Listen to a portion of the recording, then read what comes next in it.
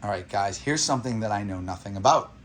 These are brumated pitcher plants. And I'm here with my friend Lexi, Hello. who is an excellent authority on this stuff, and he's an expert. So this is Sarracenia. Yep. This is a pitcher plant, and this is a temperate species of predatory plant. And these evolved in basically environments that are very, very low in nutrient as far as the soil. So nature has allowed this plant to actually figure a capturing device where it collects bugs and then it breaks those down as nutrients. But most important thing to say is these are very hard to cultivate if you don't know what you're doing. And one of the big tricks, I would say, at least for me, Lexi, would you say about distilled water or RO water, that they don't tolerate a huge amount of minerals in their water. So right now, we've brumated these plants about 50-ish degrees because outside it gets too cold here. If we get like the hard freezes, it can kill them.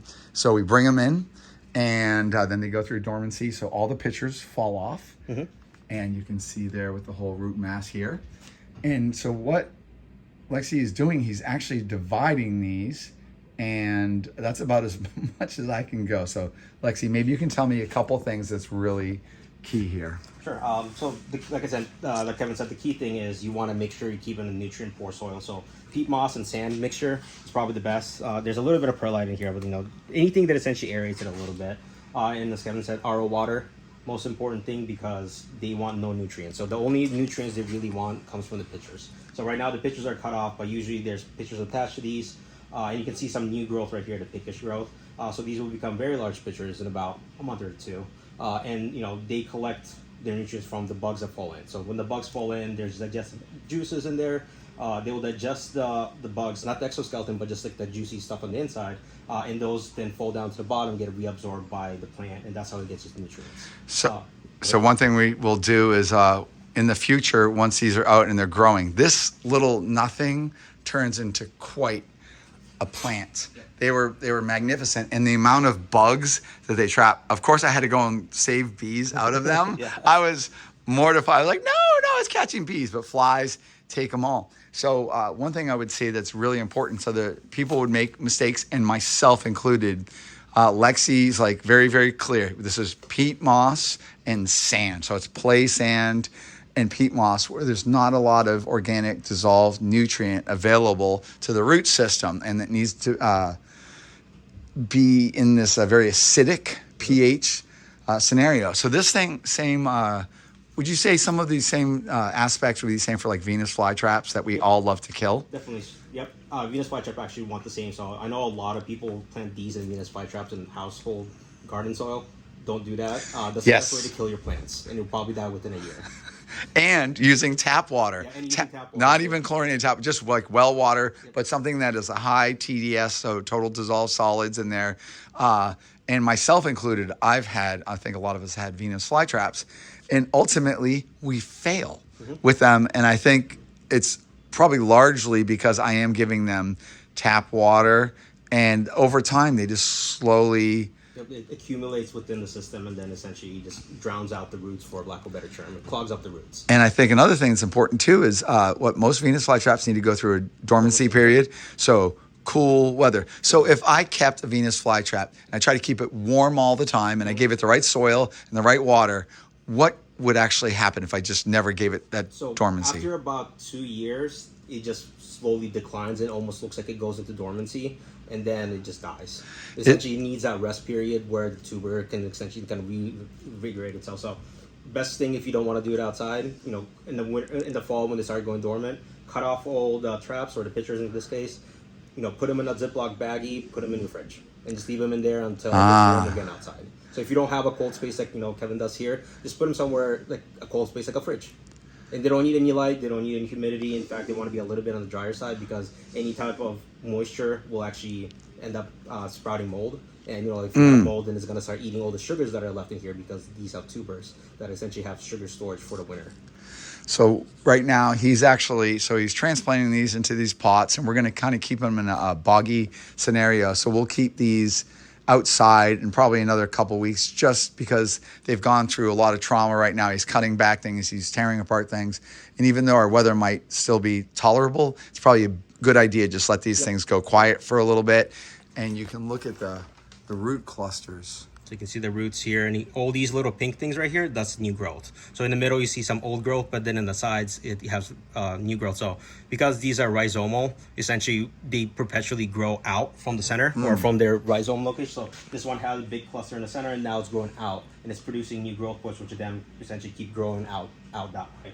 So sometimes we get very large plants that someone's had maybe 10, 15, 20 years. They'll have a rhizome this big. And, they might have 20, 30, 40 growth points. That's to awesome. that point where sometimes they actually, they rot away and then now become two separate plants. So would some of this same techniques be applicable to, let's say, sundew plants, temperate sundews? No, temperate sundews actually, they don't grow they don't grow as a rhizome. They grow tubers. I was actually meaning like as far as the nutrition. Yeah, the growing. Yeah, absolutely. So like there's actually, I think, two species in a hybrid around here, around Massachusetts and New Hampshire area that grow.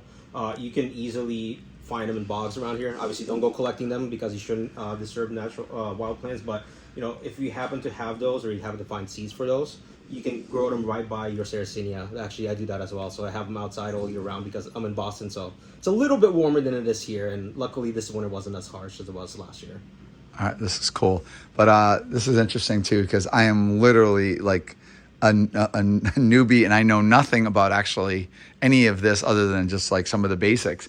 And listening to somebody like you who is very fluent. I met Lexi at a plant show, has all sorts of cool stuff, selling all sorts of these different plants. What company? So I actually was helping Carnivorous, but I am a part of the New England Carnivorous Plant Society. So necps.us is our website. So we're just a society for hobbyists. So if anybody wants to join, anybody's in the New England area, please feel free to come out. Or if you're not in the New England area, there's plenty of societies all over the U.S. that everybody can find, and you guys can definitely join. And there are so many knowledgeable people out there. They're more than happy to set you up with a new beginner plant. Let you guys kind of try it yourself. They'll tell you what to do, what not to do. Hopefully, let you keep your first plant alive for a couple of months at least, and then from there you can kind of start going out to other places. So I was walking around the show, and of course I'm just like when we go to reptile show and you have people that just want to buy, oh, it's a cool lizard, it's a cool snake. Yep. I was doing that. That's a cool plant. Yep. And I was kind of just deciding that pitcher plants were really interesting. So I bought some pitcher plants and I brought them home and I set them up outside and in my place. And the amount of flies that I was getting was so interesting. Yep. And when the fly goes into the pitcher, there's a smell that attracts a fly when it goes in there. And I guess there's all these like little hair-like protrusions as the fly tries to crawl up the very waxy inside slippery wall. They get kind of stopped by these things and they fall back into the solution. And is that like an acid? It's not really like an acid. It's what is I think there's just some digestive enzymes that come out every now and then. There's obviously bacteria in there too that help.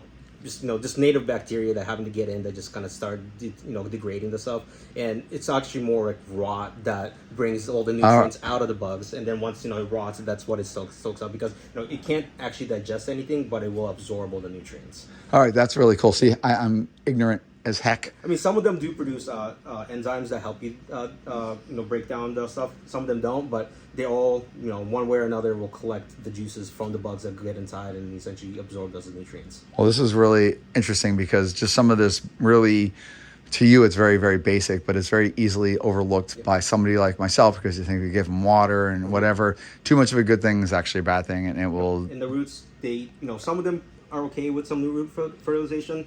A lot of them don't want it actually. Like I said, that's why garden soils are bad because they usually have like something like Miracle Grow already in there, and you end up just drowning out the plants with too many. I compost the heck. I have giant. I don't know if you've looked out there. I have probably 4 monstrous composts. I mean, like tractor. I use a tractor and compost. So I have so much compost, and it's very nutritionally dense. And I think that would be. It probably killed the plants. Yeah, it would kill these guys. All right, thanks, guys. All right, we'll do that. I'm sorry. Yeah, no worries. I don't care. All right, bye-bye.